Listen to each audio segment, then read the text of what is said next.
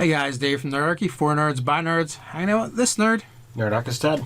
And today we have a GM 911 for you, where we're going to teach this GM how to take a single person plot and turn it into a group adventure.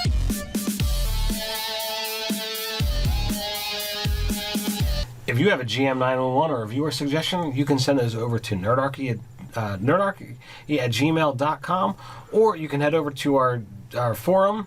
There's a GM 911 section on nerdarchy.com. Okay, so Inventor Tom had asked the question that, basically he's enjoying a story and reading a book, and it only has one main character in it, but he would like to convert it into an adventure for his D&D party. And this is pretty common. Like, most books are really written from the perspective of A single person. From a single character or with a small supporting cast. Potentially.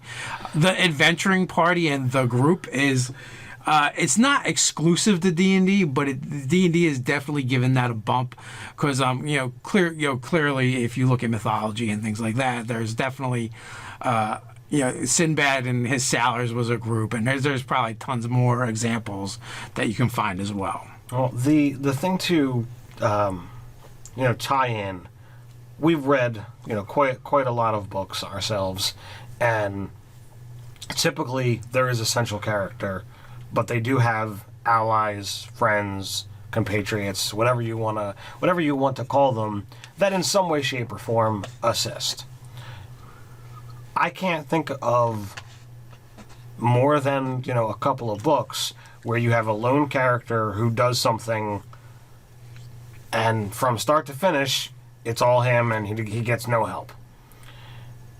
So, if you're going to try and take something that's already established and say, all right, this arc is what I want to do, but how do I play that specific to an adventuring party? Well, you just have to make a credible enough threat throughout the entire arc. So you've got your rainbow of story, this arc that the characters are going to go on, and you have to present a credible threat the entire time. So instead of it being just to the one person, it needs a credible threat to the group. There's that, like ratcheting up the danger so it's more than one person. That's easy. That's not even a big deal in my opinion. So you when you have the elements of a story, you're going to have you have the overarching plot. You have a protagonist and you have your antagonist, right? So in this case, you have multiple protagonists, the adventuring group. Still not a problem. So where you're going is multiple antagonists? No. You don't need to. You just have to connect the group to the antagonist, right? Or the problem to the group. You're thinking very Tom, I'm sorry to say this, but you're thinking very one-dimensionally and very very linearly. Linearly? Yes. And what you have to do is go, well, how can this problem or this antagonist affect more than one person? It's not really that hard. Matter of fact, it happens all the time in stories. Right. You could literally, like, he didn't tell us what the story was that he's reading, the book, so we don't have that to draw from. That's Harry Potter. No. It's Harry Potter. But if it's, that's a great example. It's Harry Potter, right? And so our antagonist is Voldemort, and the problem is Voldemort, is threatened by Harry and needs to eliminate that threat. He's the boy that lived. He's the one that can undo him and take him out and eat the Horcruxes or whatever it is. I have not actually read Harry Potter. Sorry, guys. And by the way, the comments are going to, at this point in time, already correct you. It's Voldemort. Oh, Voldemort. I don't even know what I said. Voldemort. Yeah. So, all right. So he's your big bad guy, and at this point in that story, he's only really after one character, one person. Well, what if the problem was all of the characters for different reasons? So this is the part where, as the GM, you're gonna have to be a little creative and think of a reason why. Because it's not like you're lifting the story directly anyway. You're probably going to change things, right? You're not well, maybe you are, but I'm thinking you're not going to like literally use the same villain. But even if you are, you're just going to have to tweak things and go, well, why are these four people a problem instead of just the one person?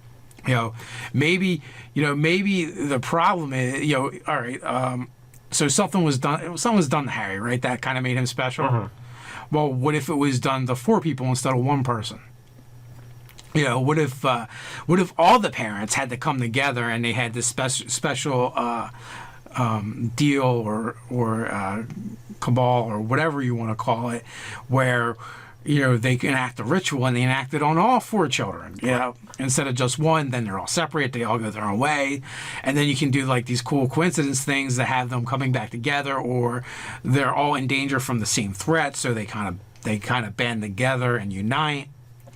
To deal with it, and instead of just Harry having to go through all these adventures because of this stuff going on, they've kind of like teamed up because of safety in numbers, and they do them together, right? And they solve the problems together.